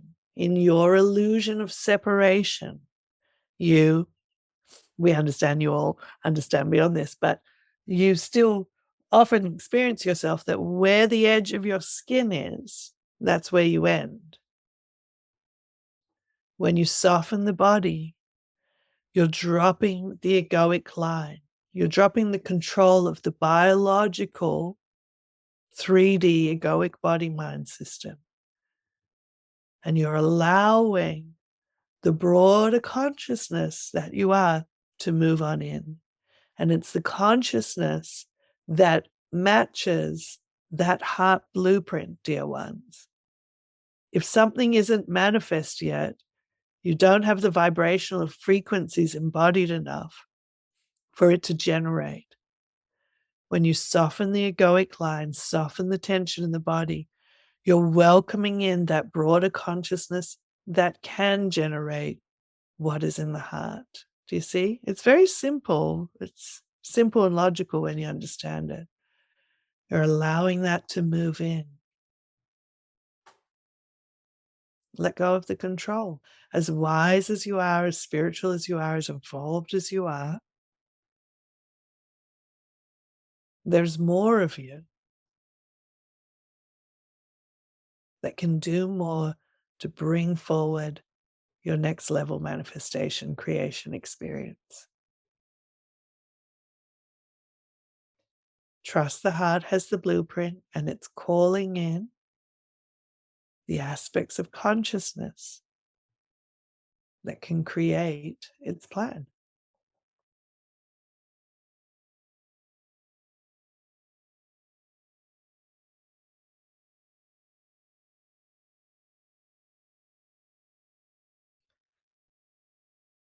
Now we want to show you this way to work with the heart to guide you. That will bypass, again, even the mind trying to get involved with this. So as you are seated in your hearts, dear ones, you can ask the heart questions. And really what you're doing is you're giving the heart permission to reveal.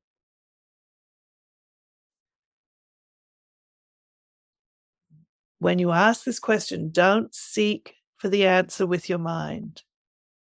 If nothing comes up when you ask the question, you're just being shown to stay seated in your heart. That's what needs to happen the most. But just say now, as you're anchored in your heart, heart, show me, what do I need to be most aware of to come more fully into the heart?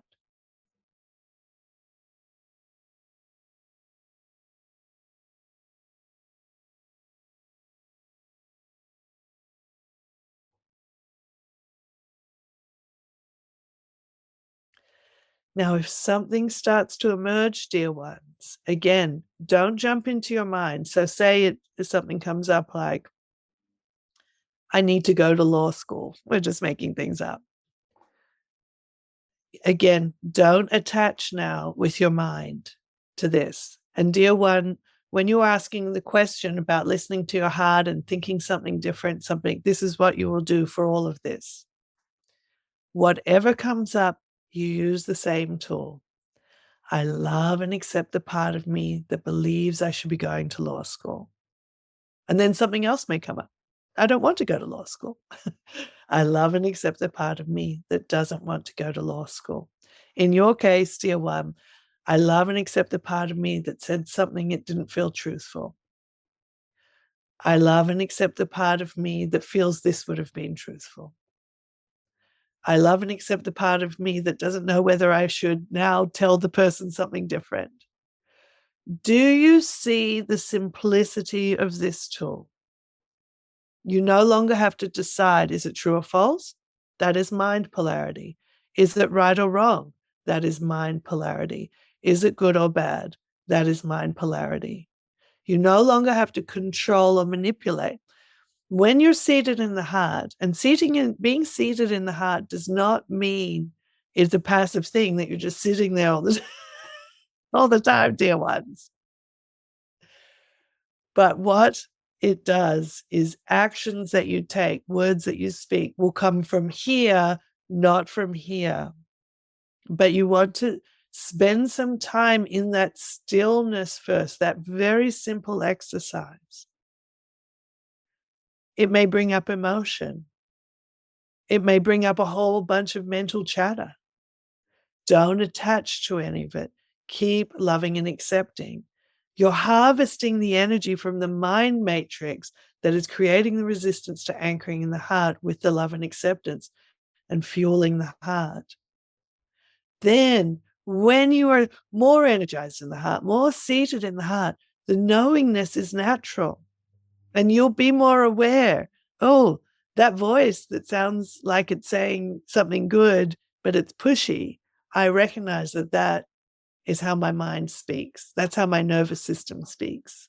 That's how a piece of old conditioning speaks. And all you have to do though, dear ones, what do? What do you do? Love and accept. That's right. It's very simple. And yes, it's not always pleasing to the mind, but what you will be pleased by, dear ones, is the manifestation creation you will experience from the process. That's what you're here for. You respond. As Georgia was saying, when you're in your heart, the heart blueprint has a chance to project. When you practice heart centering, dear ones, and really practice, you will begin to become aware even on your spiritual path, how very little time you've actually spent in your heart. And it will make more sense why there's been so many problems, even with all your good intentions, dear one. Even with your loving intentions, you will realize that you were still up here a lot of the time. And so you got mixed results. You put the love back and you got back hate, because you are activating the polarity of the mind. You wanted to connect and you got separation, because you are activating the polarities of the mind, the illusions of the mind. The heart bypasses all of this. Do you see, dear ones? Then it starts to create. You're responding to it. You receive the heart blueprint. It doesn't mean you don't have any power. It's just the creation is so much more beautiful, dear ones, for you and for everybody, that your power is in the receiving of it, and the willingness now go into my heart even more, because it just gets better and better, dear ones. This is your real power to create beyond the limitation of the mind. If you like synchronicities, the heart's got those, dear ones. If you like things to pop out of places that you never thought they could come from, the heart's got all that stuff, that fun stuff, that non-linear creation, that manifestation, that union, the connection. The heart already knows that you're infinitely worthy, that you're infinite love, that you're infinite abundance, that you're infinite well-being. The heart already knows that. That's already in the map. Do you see, dear ones? Anything that's not that is probably generating illusion of mind. And in any moment, you can become heart anchored, in any moment. So if anything that you're starting, dear one, start with the heart. Start with that heart anchoring. Even if you're doing a tarot reading or something to give you guidance, start it from the heart. So you're activating any creation generation from the heart. Do you see, dear ones? And say, heart, show me, what do I need to be aware of? Heart, say there is a job you want to get, for example, or something, and you say, heart, show me, what do I need to be aware of about this job? And then the mind might start, or the heart will generate the mind that's resisting. You're waiting for the two states, dear ones, knowingness or manifestation. Knowingness and manifestation could mean that you don't get that job, but you're in a way better situation over here. That's what you want, knowingness and manifestation.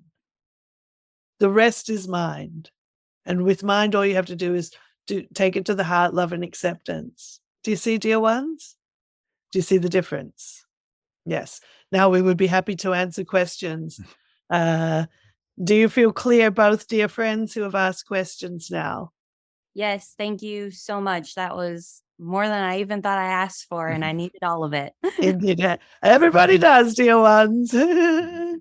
Yeah, thank you so much. That's the process I've been doing, but I've been doubting that that's the process that I've been doing. So thank you for the confirmation. Just the mind. So just love and accept the part of you that's still doubting. Yeah. Getting into the heart takes a while. So again, let go of perfectionism of the mind. But you will notice that the more you're in it, the stronger it will get. And you start to feel it in your body, what it's doing in your body, in your life, in your reality. And once your mind starts seeing that it's better, that the creations are better, it will go get in the heart, dear one. The heart is a good bouncer. It wants the best time for you. And the heart is a good manager of the bouncer, and the bouncer wants to be a good employee. The mind ultimately wants you to be safe and to be happy. It just has a weird way of going about it, dear ones, you see. So it needs to be trained up into a new state. Yes. Thank you. I had a quick question about the mechanism. Is this the same? I'm assuming it's the same mechanism Georgia used to heal her attraction to war movies and the veterans and that kind of stuff. There was some work that she did. What was that? So the planetary template of war. So we talk about it in these terms. War consciousness is it's a big theme in humanity. It has been historically in humanity for because it is an emanation from the survival mind. Mm-hmm. War is a huge energetic construct that directly is connected to survival consciousness. There isn't enough, so we have to fight over it. Right. And from that bit of nervous system programming, dear ones, and this is why we want to remind and reiterate about the softening in the body. Very important to deactivate the nervous system, because the nervous system is responsible probably for 98% of what troubles you as a collective. It's really that powerful. So the more you can calm it and entrain it and bring it along, then the heart will actually be able to start to rewrite your collective nervous systems as well, dear ones. So the war template, there are things that will be easy for you to heart center on and for things to shift, because it might be a personal belief structure. It might be something that is a program you picked up off a teacher at school, and it won't take a lot for your mind to pivot. But there are bigger collective templates that have seated a lot of the human experience that Georgia and many dear ones who gather with us, we do the planetary purification level version of the love and acceptance, because there's a much bigger volume of energy. When you're talking about a little inner war, or some programming you got from fighting with your sister, which is war on a small level, inner conflict is an internal state of war. Having a problem with a boss at work, maybe it does just require saying a couple of things, and it'll shift, do the integration, and then you go into work and say, hey, oh, I don't really like how this is working out, and it doesn't turn into a big kerfuffle because the energy's already been integrated. But there are bigger energetic templates that many dear ones have come in to help purify, to harvest from the collective agreement of what the human experience is. So for Georgia, war being part of it, there was a force of attraction to look at that template, to look at that storyline, and it kept showing up. So through her process, she began to understand more about planetary levels of healing, the grids that create creation. How do fundamental frameworks in your collective agreement of what it is to be a 3D biological person project into your personal and collective reality? These are things that we call the grids that create creation. You accept them so fundamentally that you're constantly creating them. But consciousness does not actually have to obey this. Consciousness is energy moving. One of the other big ones is decay and entropy of the body. Collectively, even though many of you will say, yes, well, I can live longer and stronger. But the truth is, consciousness does not have to obey decay and entropy in the way that you experience it in the body. But the collective belief structure that generates what you see as your biology, which includes these programs for decay and entropy and disease, it plays out all the time unconsciously. But if that is something that you resonate with, you have the power, not from the little me, dear ones, but from the access gateway of the heart and the master consciousness energy, that brain of God that Georgia was talking about. You can access, you say, I see this big problem here. It's way bigger for me to resolve, but I'm sure we want to lift this out of the human collective. So I'm giving it to my heart. I'm surrendering it. Hey, bigger consciousness, can we dissolve this? So yes, the heart centering does it.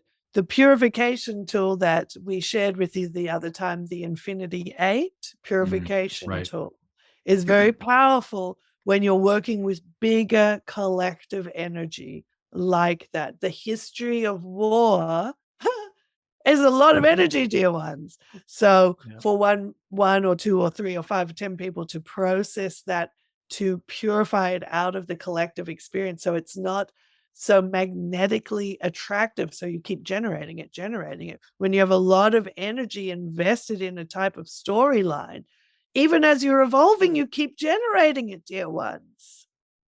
Not just war between countries, now war between galaxies. Do you see, dear ones? Yeah. Pull the energy out. See the themes. When you see the themes, you're not distracted by the mind, and you can purify that energy much faster, dear ones. As you're saying that, I've got my foot on my grounding mat down here since I'm around all this technology and giving off the EMFs. I just sort of realized the energy of, say, war, big energy, right? Big universal or earth energy, and the cleansing or the not getting activated by that energy. It's almost like becoming the grounding mat where all the EMF is here and I'm surrounding me, but because I'm grounded, it just goes through me into the ground, and I'm not the negatively EMF one affected. is also all just energy. Right. So, and there are many dear ones who are sensitive to energy. So we would say, yes, the grounding is good, but also the releases of tension in the body. The more you entrain your nervous system to stop reacting negatively to things it doesn't recognize, the less problems you'll have. Right. Because it's just energy, dear ones. You are powerful, infinite beings. And yes, if your little me identity, which includes the nervous system, which includes the biology that could get reactive to these things, feels overwhelmed, then if you release more tension in your body, you're allowing more of the broader consciousness to come in. You can use the Infinity 8. But one of the worst things you can do is start turning everything into bad. Sure. Because then you're signaling to your system something's wrong. You're signaling. So it might make you feel good to have the grounding mat, but if you're also saying to yourself, well, all these EMFs are bad, now you're sending a signal in your body, good, bad, good, bad, good, bad, polarity, right? Now, we're not saying EMFs are great or not great, or that you should love them or hate them, but we are saying, dear ones, that if you recognize that everything is all energy and it's all working with you and for you, that's how the heart blueprint creates, then you'll bring the external system into balance. Why are you surrounded by EMF generating machines? If you have a polarity about them, you're going to attract them. Until you transcend this illusion that any energy can be good or bad, it's just energy. Once you go, I'm in union with everything because I am everything, that is all consciousness. You are everything. Everything is you. When you go, okay, I'm everything and everything is me, and I'm choosing to have it all work with me and for me, and I'm going to surrender out of my little me's version of creation and to my heart, let my heart run the show, you might just find that you manifest some magnificent mechanism that produces no EMF, or you no longer react to it, or you just don't bother thinking about it anymore, dear ones, because the thinking is the distraction. The worrying about it. This is discernment, dear ones. This is discernment. If you are worrying about stuff, you are in mind. You are generating reality from mind. Stop, relax. Come back into your heart. Love and accept the part of you that's worrying. The mind will say, well, if we don't stay vigilant, it's going to be everywhere. That's right. The boogeyman in the closet's going to come out and get you. The boogeymans are coming. The Zeta is going to take you. That's right. And then they'll hybridize you and take your DNA and all of these things, dear ones. And yes, you can have, just like a TV show, you can have all of these in bubbles of consciousness. But we want you to receive, the ones who are here today watching this, your frequency is asking for this information because you are here to bypass the distractions of the mind and to receive the reality your heart is creating for you. And we will say, dear ones, that there's been a lot of period of time, even where Georgia and other dear ones were watching a lot of the charge of the planet and doing a lot of the planetary template purification to build up, to harvest energy from the old frameworks and to build what we call the 5D grid, to energize the grid that can support more people generating from the heart and from the power of their multidimensional being. That had to sort of be built first, you see, dear ones. So even now, if you've been doing a lot of that sort of work, your power to lift humanity consciousness collectively is to be seated in the heart. And this can be a little confusing because you're like, well, I was doing that. And now you're just saying, go seat in the heart and that's enough. Yes, dear ones, because the frequency generated from the collective heart anchoring is what will help to raise the dear ones that are still struggling with their mind polarities into the heart, because they'll start to say, hey, well, why are you so happy? Well, I'm seated in my heart. Well, aren't you worried about this? Well, I did worry about it, and I did my piece of love and acceptance of it, and now I'm seating it in the heart because I know that this is the power vortex, and the earth will share its consciousness with you fully to manifest physically when you're seated in the heart, because this is how the earth keeps the balance for all of consciousness, you see. If manifestation is slowed down for you, if things aren't happening, you are being protected from yourself, from not creating more from your mind. Get into your heart. Practice this. Things will speed up when you're back in your heart fully. And that lock has happened. Do you see? You don't want to run more energy through this. This is a mayhem out there, dear ones. Get anchored in the heart, earth grounded. Things will start moving forward. Yeah, one thing that really helps me when I get too much in the headspace is I think about my cats, my animals, or just connecting in with that energy, because we are so I feel just in general, humans, when we have our pets and our lovely animals, we're kind of working from that space, and there's no there's no words. Yeah, there's no words coming from them. It's just like, oh, I just melt with the cat, or Indeed. There's no psychology. Yeah. See, exactly. When we're talking about the mind, dear ones, we want to clarify this. We're talking about the psychological mind. Right. We're not talking about the mind that knew how to work Zoom. This is wonderful. This is a piece of all consciousness. We're talking about the psychological mind. When you're caught in the past and the future. When you're worrying, guess what? You're not in the now moment, dear ones. Use your physical senses to ground yourself in the now moment. Heart-centered, earth-grounded. Focus in your now moment. The heart blueprint arrives as manifestation in the now moment. You worrying about the shift is you not being in the now moment. Do you see, dear ones? It's going to arrive here, now, now, now, now. Relax. There's less for you to do and more for you to receive. Awesome. Mark, you have your hand up. So I've seen that a lot of times, my heart can actually generate things beyond what I was wanting.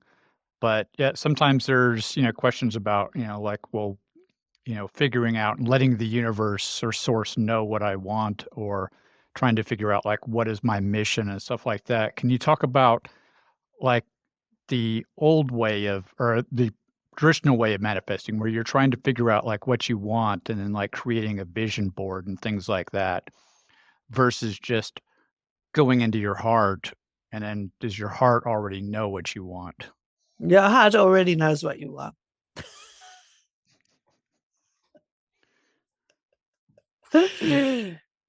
there are many desires that you have as human beings because you have meanings and associations and attachments to them. So a lot of people, and we don't want to sort of bag on learning about manifesting and learning as many people learn about manifestation, this sort of idea of conscious creation, because it helped you all to understand that you are vibrational beings and that you are powerful creators. But a lot of that manifestation was, that form of manifestation was intricately wired into the egoic framework of meanings. So George is always joking about the red Ferrari manifestation.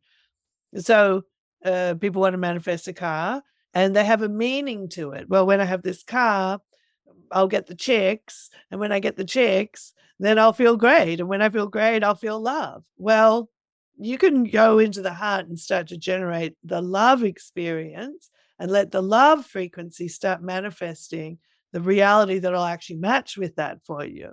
Because and when we're not saying you can't take pleasure out of having a red Lamborghini, but there's a lot of people who drive around in their red Lamborghinis feeling pretty hollow, dear ones. So we're not trying to say any type of manifestation is good or bad. It's just more that your heart really knows genuinely what's going to bring you joy.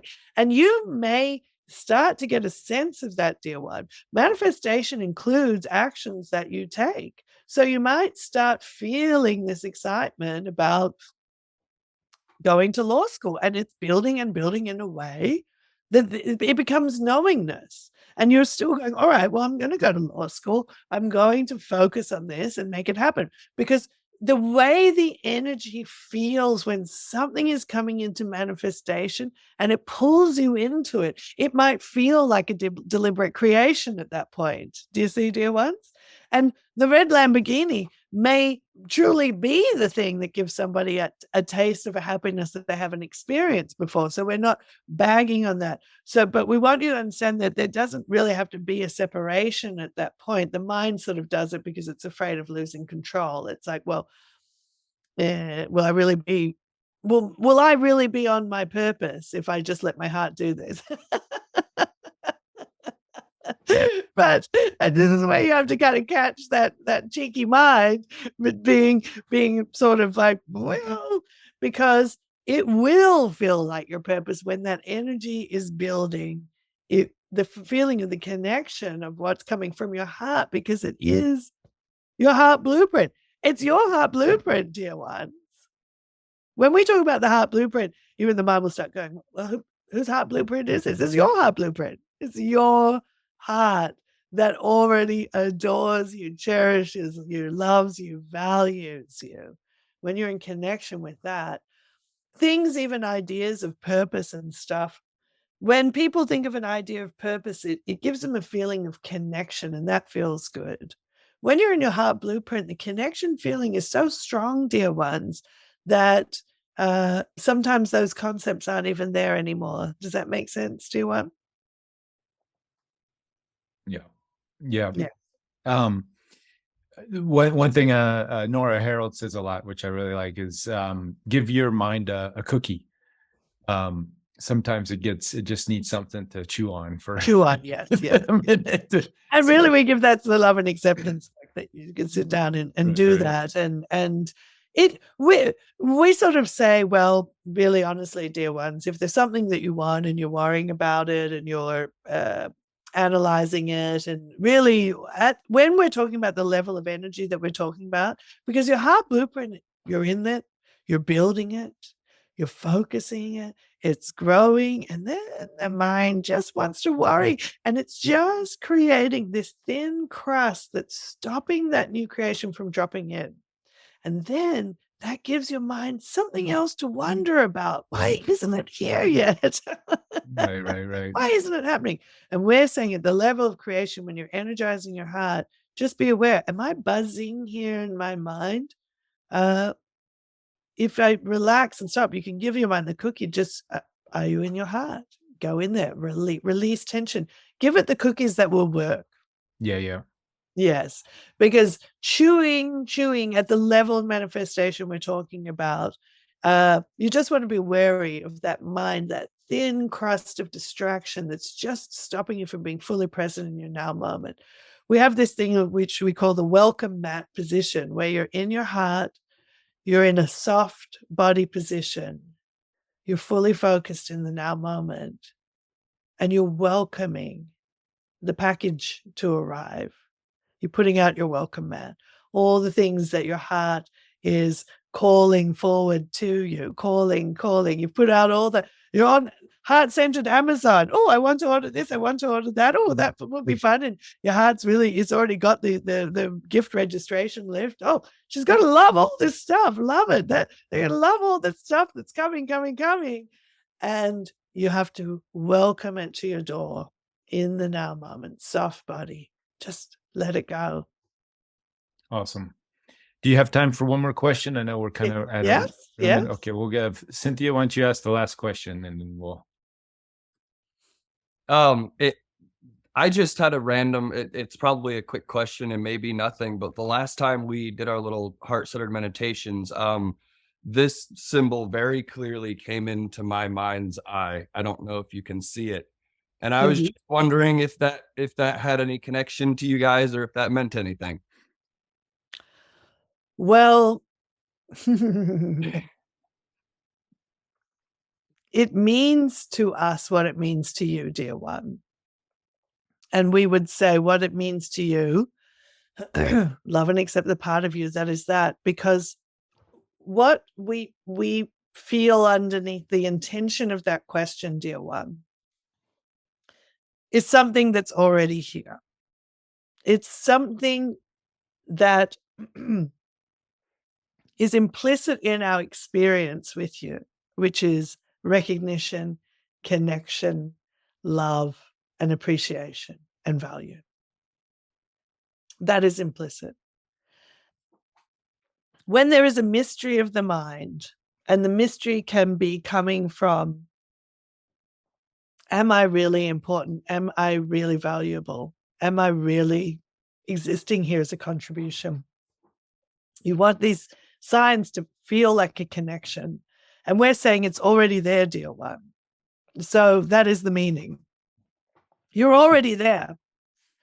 You're already one with us, dear ones. Do you see? Only the mind wants a little bit more of a maze. Right. And one more corner to turn around before we're all connected.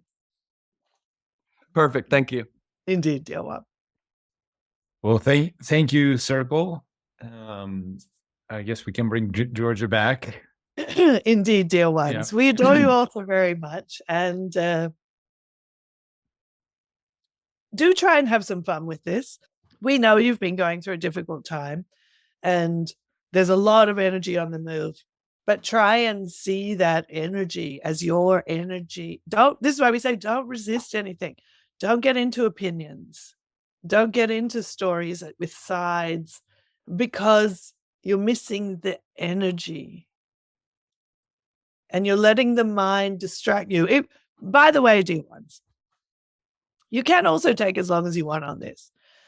You can do whatever you want on this journey because it's your choice. You really can. And if you want to go on all kinds of into all kinds of different rooms of consciousness to explore, go for it. But just remember that the heart is always a restorative place, and it reseats and re-anchors you to line up with what's really going to bring you joy here. So we don't want you to feel smacked on the wrist if you're in your mind. It's part of the process.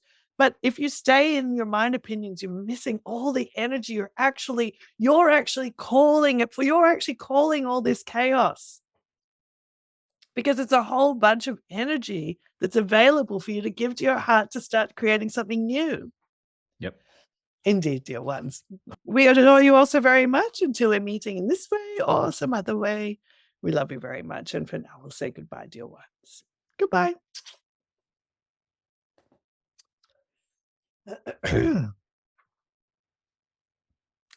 All right. All right. Wow. Thank you. I have a feeling we're going to reference this video down the road because I definitely on some of my other calls and just my exploration of all of the storylines out there will definitely be getting in our heads quite a bit. But it's great to have this as a reference piece to go back to say, hey, okay, we're going too far. Let's go back to let's get back in. Let's go back to the one. Did I say it or did I say it? Being a heart-centered hard ass. Heart-centered hard ass. I love it. Yes, we will. I'm gonna do your heart. We'll definitely have to like highlight this episode for review down the road, because that's part of my fun, is exploring the Orion Wars or going down this deep state cabal Illuminati storyline. These are all fun for me. It's a lot of fun. But it can be emotionally when you get too close to it, it can be draining on the body, and having that discernment for, okay, I'm going in, okay, don't go in that far, let's go back. It's just like if you want to watch a TV show that's a horror series, like, go for it. It's just some people I think some people resonate with these stories a lot of the times actually because they have trauma backgrounds.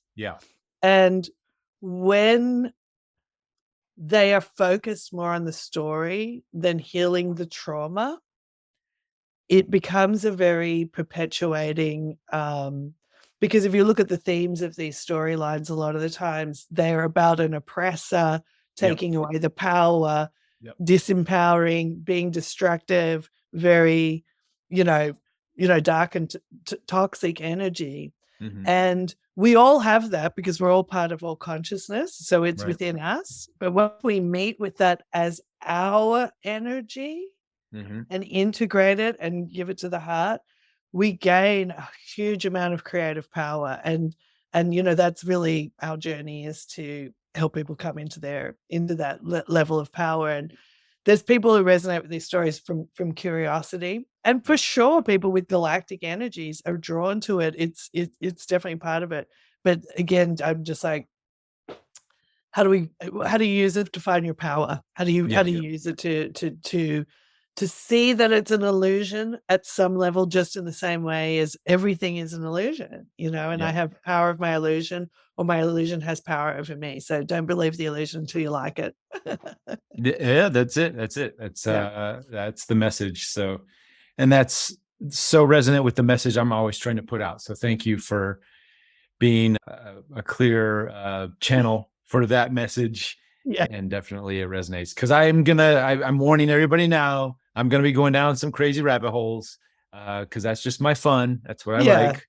And, but we always have Georgia Jean in the circle right here. Well, a lot of that crazy rabbit holes is cracking people's sense of just basic reality too. So that's great. It's all part of the process, to go, oh, I'm not just a 3D biological human being. I am all of these other things as well. I am all consciousness and all of these things. Once it's been thought of, it exists essentially. So, just have fun with it. Have fun. Have fun. That's it. That's what we're doing here. So thanks for giving us this tool in case we get a little too far down the rabbit hole and we're not having fun anymore.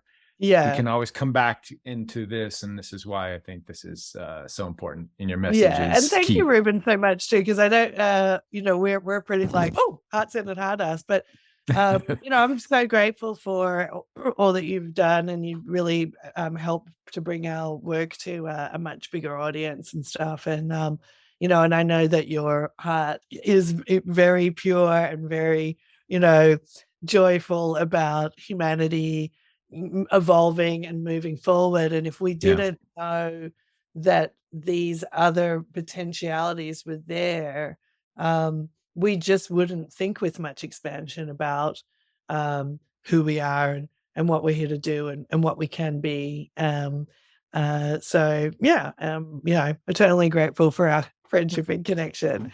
Absolutely. Well, I can't wait to go skydiving again. So hell yeah. So now that you're on the mainland, maybe I might have, when it warms up. I think it's a bit cold now. It's cold. I might go straight after this though, because it's good sun. Okay.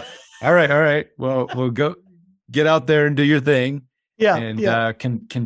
we'll continue to tune in, and just thank you for all your work and everything you're doing to helping And us. Cycle Evolution is my website if anybody wants to get on over there. And we'll have that in the comments for this, or in the description, as well as some other packages that you've offered special 20% off. Yeah. RL 20% off or something like that for a short time only. I'll put it in the description. So thank you for offering that. Yeah, I awesome. really Well, thank you appreciate so much. Yeah, you don't have to believe me. Everything I've talked about and shared is, I just want to give a shout out. We have a library. I had my connection in 2004, and I have a library I've been building since 2007. So we've been around for a while, even if we're relatively new. And I have a library of over 500 recordings, channelings of the Circle of Light, which is everything that I'm trying to distill basically in these sessions for you. So it's don't believe me, believe the recordings in the library. Yeah, there's very extensive stuff. I've only scratched the surface on some of it, but it's such good. It's just a great reminder. I would suggest everyone a healthy balance is. Did I freeze again? Darn it. You can still hear me though, right? Yeah. Okay. A healthy balance is to to go down these rabbit holes and explore all these different things, and then come back to George's work to sort of get us back into our heart. Go down your rabbit holes and find your themes, and then bring back to this work. That's really going to give you a lot of power, because what's for you is for you, to explore. What your energy is attracted is for you to explore. But these tools will give you the gift of the expansion that will come from that rabbit holing. Exactly. Well, awesome. Thank you so much. Looks like I'm back on. But thanks, Georgia. Bye. Thank you, everybody. Thanks so much. Thanks for tuning in. Hope you like this interview. We actually do this every week on my membership portal page. You can access it through interviewwithed.org, or click on the link somewhere in here. I'll put a link, and come over and join us. You too can ask questions. Every week we have new special guests, and you get to ask questions directly to the channelers and to the beings that they channel. So see you in the portal.